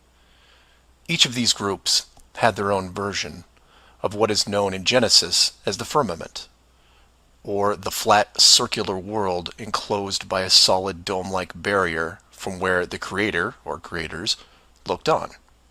I'm not going to explore all the subtle differences between the groups. Suffice it to say that it's interesting that despite their differences that led to acts of horrible violence between them, there was no real Earth model debate. So around 500 years ago, the science community, led by Copernicus, who probably had a little help, introduced what we now know as the heliocentric, or globe model of the world, which in turn changed the solar system, galaxy, and so on. The religions, seeing that this globe model was gaining popularity, feared a loss in the fan base, so they all adapted their religion to include the globe model. From their point of view, it was a small change from a circular to a globe world, and really, in a few generations, who would remember anyway? So the churches, mosques, temples wrapped up their flat Earth model in a metaphoric soft cloth and put it in the drawer with the good silver for safekeeping. Remember this, because we'll come back to it later. And hundreds of years went by, with science promoting all the aspects of the globe, and the religions promoting their beliefs upon this globe. The world kept spinning, so to speak, and everyone was happy. Then in the early part of the 1900s, you get this pesky explorer named Richard Byrd. He has family money, all the right connections, and secures basically unlimited funding and the government green light to probe every piece of unseen territory there is. It was inevitable, I guess. A young man who has an unquenchable desire to see all that there is to see, and then granting him the tools needed to accomplish this goal. He pulls a Truman and gets lucky, crossing the vast salt ocean, avoiding the icebergs, arriving at the frozen coastline, and he keeps going. He was never going to stop. One day, after crossing hundreds of miles of high-altitude ice and snow, Admiral Byrd sees it, a barrier. And to him, it's just a barrier, not the barrier. He is but a tiny speck in front of it. It stretches out on both sides as far as he can see, and straight up so far that he can't discover the beginning of the arc. The great explorer now has a new challenge, finding the shape of this thing. It's much like a blind man describing the elephant. Until you feel out the whole thing, what do you really know? If you look at the AE, or Flat Earth Overhead Map, you see the problem. To even determine the scope of the outer wall, you have to circle it. It would have taken months, if not years. You could use a series of ships going in opposite directions, or planes, but there are refueling stations that need to be built, and so on. His task was challenging to say the least. Admiral Byrd kept laying the groundwork of the great discovery until his eventual death in 1957.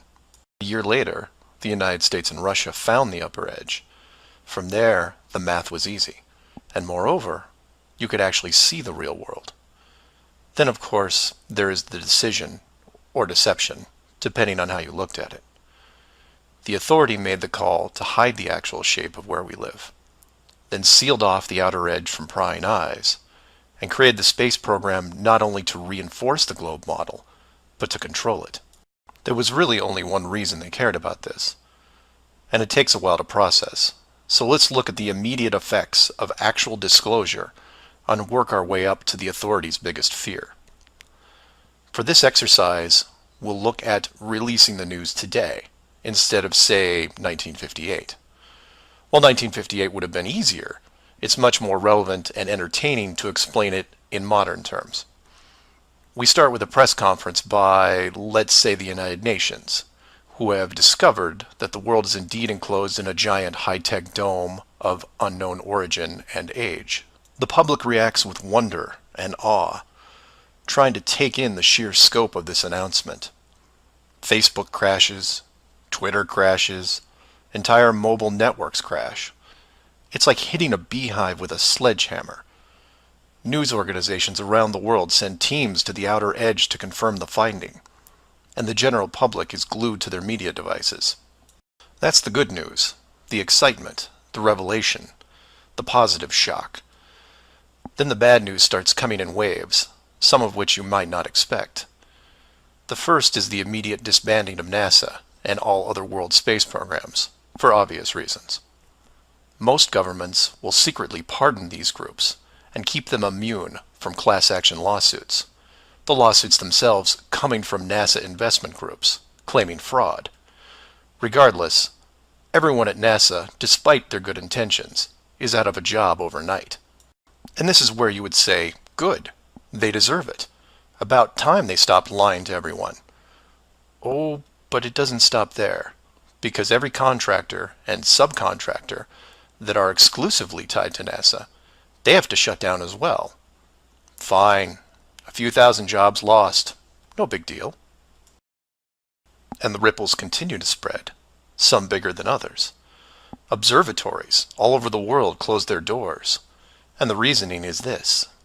If you've been looking at the ceiling for decades and couldn't tell it was a ceiling, then what good are you? Every university in the world that has an astronomy or astrophysics program, well, they don't anymore. Stephen Hawking, his book writing days are over. Carl Sagan, no more nova in syndication, I guarantee it. Those professors are going to have to retool their skills and be prepared to answer one giant question. How did you not see it? Weren't there clues? People start finger pointing, and it will continue for years. And still my fellow flat earthers will say, well, hell, that doesn't sound too bad. So some nerds around the world lose their jobs. So what? You don't get off that easy, is what. The finger pointing at the now defunct NASA will then turn to finger pointing at the government, who directed the whole thing. This is where we run into some dangerous ground, involving things like the Ark of the Covenant, the Holy Grail, and the Ring of Power. And you say, you lost me.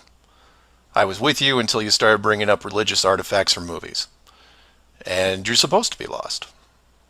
Of the 5 major religions we mentioned earlier, those being Buddhism, Hinduism, Judaism, Islam, and Christianity, none have been able to produce a supernatural object over the last 5,000 years. And trust me, it would be beneficial to do so. The Ark of the Covenant would benefit Judaism, the Holy Grail Christianity, and the Ring of Power, well, that benefits someone else. Maybe I'll leave alone for now. The point is that all religions are actively seeking their leverage against science. You've heard of the division between church and state. Well, here it is. Advantage church. The barrier becomes a giant religious symbol, and since it is backed by the Big Five, it also becomes universal. The Big Five then go into their drawer with the good silver and pull out this belief that was forgotten but not lost, and say, we knew it all along, and science lied to us. Temporarily, all religions unite against science, who has been only moderately weakened by the removal of their astronomy and astrophysics divisions. But the public won't care, because they will listen to the group shouting the loudest, and no one yells louder than the church. They will scream with righteous fury that the dome was built by our God, your God, and the people will turn to science and hear nothing but crickets. And that's where the world changes, because in times of great stress, the public will want words, and while religion has no shortage of them, science simply is incapable of taking leaps of faith. I'll take a glass half full approach and say that anyone listening to this is probably an intelligent, rational person, one who can make informed decisions outside of the conventional doctrine. But for every one of you, there are hundreds, if not thousands, of mouth-breathing troglodytes who will not walk but run to the respective house of religion and say, you were right about this. What else can you teach me? This is what fills the current authority with pause. The unknown response to that question. Will religion take the high road and work with what remains of science to discover the truth? It's possible, I suppose.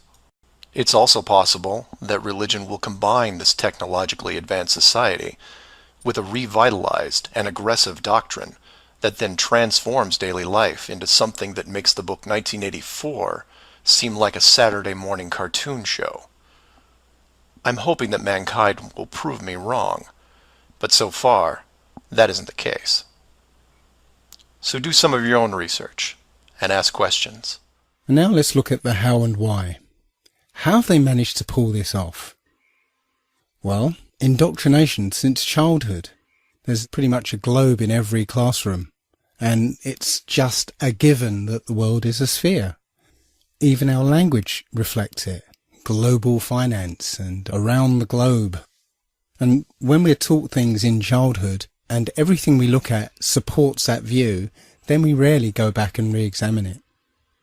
But far and away the main basis of our belief is the supposed history of our scientific endeavour. What most people don't realise is that all the characters in this story are all actors in the same club.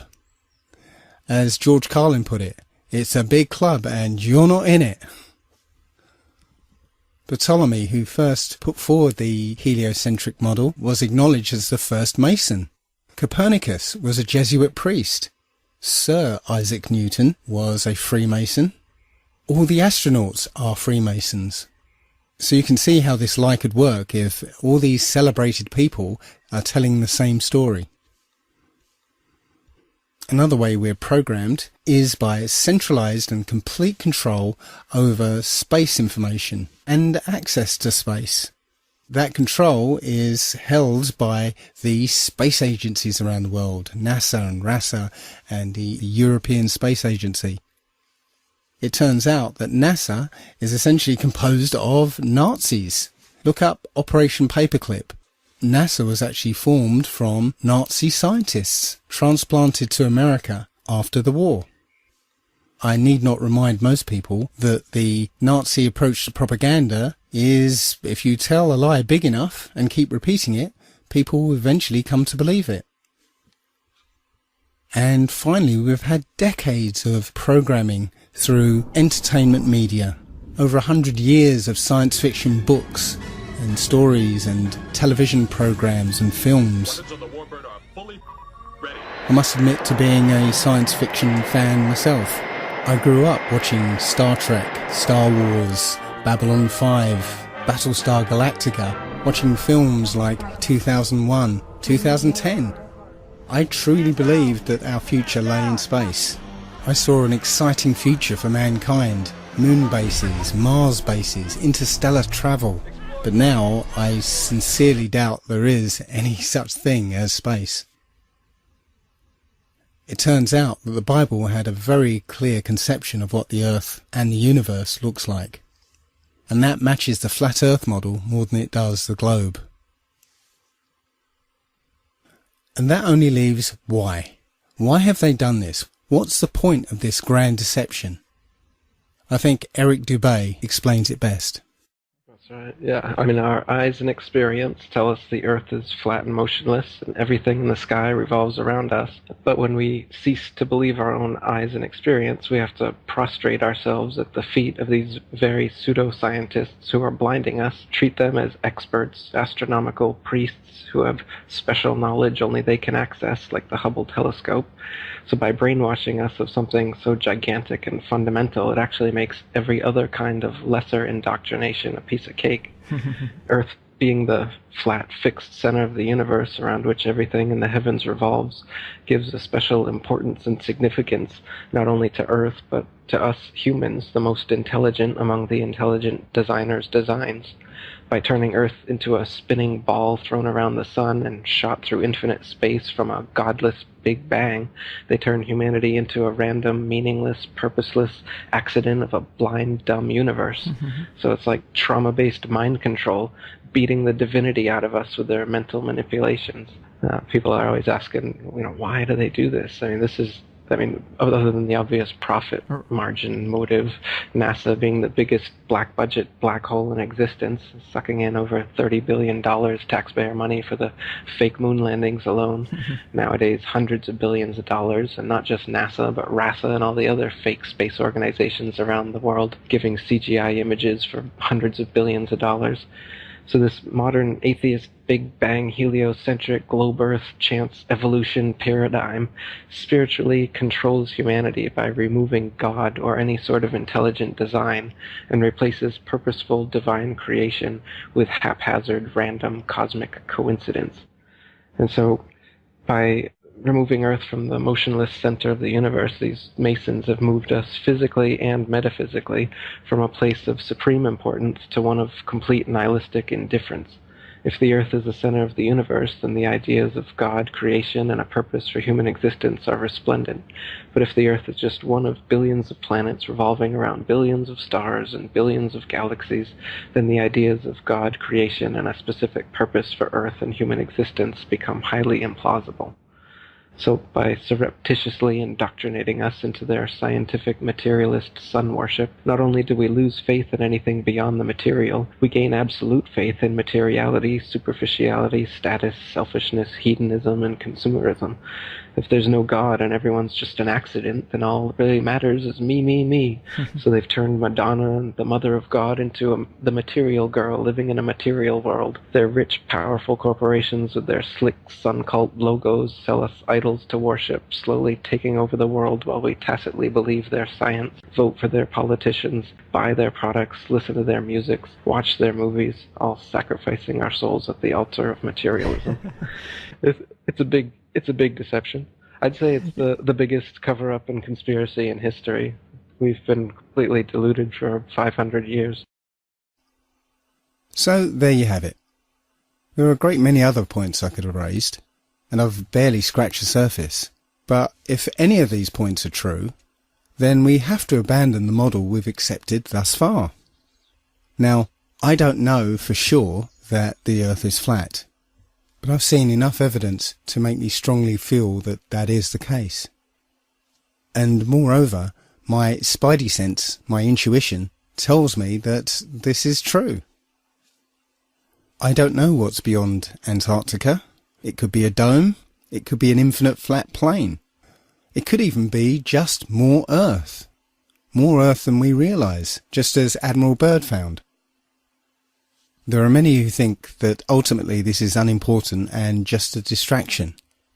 But I see this as one of the most important revelations we could ever have. if this is the case, if this flat Earth is our universe, then it elevates man and this Earth to supreme importance, where every life, human or otherwise, is significant and sacred.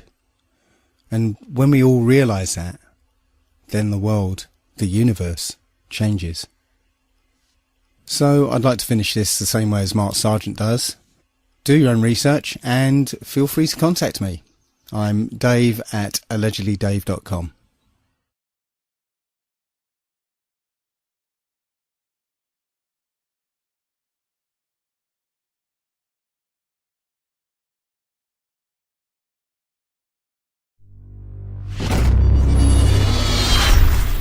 Generation X.